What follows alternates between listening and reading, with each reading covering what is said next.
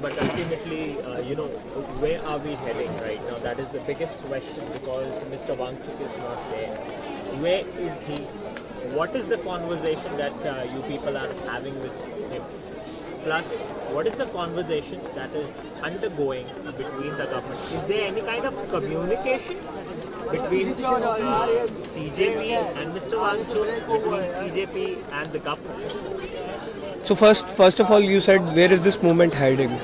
This is the biggest movement in India's post-independence history. No one, especially the government, would continuously demean the students, the youth of this country. They could have imagined that 20th July will see lakhs and lakhs of students.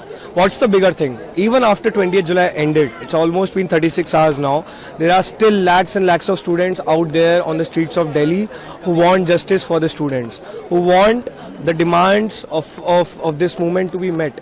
And we have said this very clearly, what happened on 20th was a trailer. If the government doesn't agree, millions more will come to Delhi, because this time will not hold back, will not stay silent. We have seen too much, we have witnessed too much, we have experienced too much. 20th July ko, the way the police behaved, we have seen it all now. So the government really needs to get its act together, otherwise the youth of this country is going to take them down, and take them down very badly. शांत क्यों नहीं रहेंगे? हमने कब बोला शांत नहीं रहेंगे? इससे ज्यादा शांतिपूर्वक आप बताइए कौन सा आंदोलन रहा है?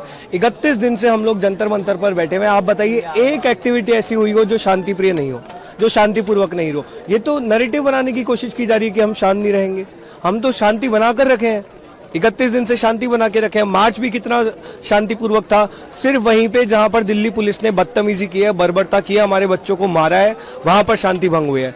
इस देश का युवा बहुत ज्यादा शांति प्रिय है, शांति से यहाँ पर बैठा हुआ है 31 दिन से, और वो बैठा रहेगा क्योंकि हम गांधी और अंबेडकर के प्रिंसिपल्स पे चलने वाले लोग हैं। इन सबके बीच एफआईआर जो है वो लॉन्च हो चुकी है, क्या आपको इसके बारे में? आपने एक बहुत क्लियरली डिमांड रखी है, कल दीपके ने उसके बारे में बात भी की थी। कोई भी प्रोटेस्टर पे किसी भी प्रकार की एफआईआर या फ्यूचर एफआईआर हम लॉन्च नहीं होने देंगे, उसके बिना ये प्रोटेस्ट खत्म नहीं होगा। जहां तक बात हमारी टीम की है, हमारी लीडरशिप की है, हमें किसी एफआईआर से कोई डर नहीं लगता है। हम पहले दिन से तैयार हैं यूएपीए एनएसए में अरेस्ट होने को।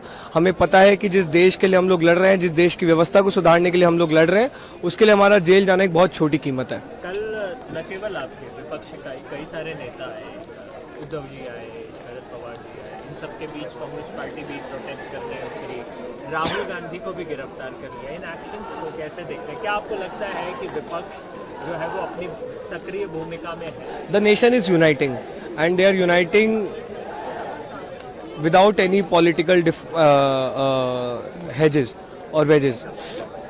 अभी हमें चाहिए कि सारे देश के लोग, कोई भी पॉलिटिकल पार्टी, मतलब भाजपा के लोग भी हों, उनको साथ आना चाहिए, क्योंकि एक बहुत बड़ा आंदोलन है, बहुत बड़ी डिमांड है, जेन्युइन डिमांड है। और जो भी लोग अपने लेवल पे कर रहे हैं, सीजेपी के साथ रहकर कर रहे हैं, सीजेपी के बैनर तले कर रहे हैं, we welcome all of them. हमारे लिए युवाओं के मुद्दे उठना इंपॉर्टेंट है, उनके इश्यूज एड्रेस इंपॉर्टेंट है, and anyone and everyone who is doing it, we welcome them. Thank you so much. ये डेमोक्रेसी का लक्षण नहीं, ये तानाशाही है। और इतने सारे पत्थरों के ट्रक कल कहां से आए थे? यहाँ पर दिल्ली पुलिस परिंदे को भी परने मारने दे रही है। यहाँ पर हमारे एक एक बंदे की बैग चेक हो रही है, एक एक बंदे की जेबें चेक हो रही है। बैरिकेड्स पर बैरिकेड पूरा ब्लॉक कर रखा था, लोगों को अंदर नहीं आने दिया जा रहा था। ऐसे में पूरे जंतर मंतर के आसपास पत्थरों भरे ट्रक कहां से आए? दिल्ली पुलिस इसका जवाब दे। दिल्ली पुलिस ने पहले ही पूरी तरीके से प्लानिंग करके ये ऑर्केस्ट्रेट किया है। कल सिविल ड्रेस में भी कुछ लोग जो पुलिस नहीं थे, उनके हाथ में भी बैटन दे दी थी, डंडे दे दी थी, गुंडे भरे थे दिल्ली पुलिस के वर्दी में। कल नेम टैग हटाकर इन्होंने बच्चों को पीटा है। और ये क्या मतलब, क्या चल रहा है इस देश में? 12-12 साल के बच्चियों को मार रहे हो, आप लोगों को शर्म नहीं आती है?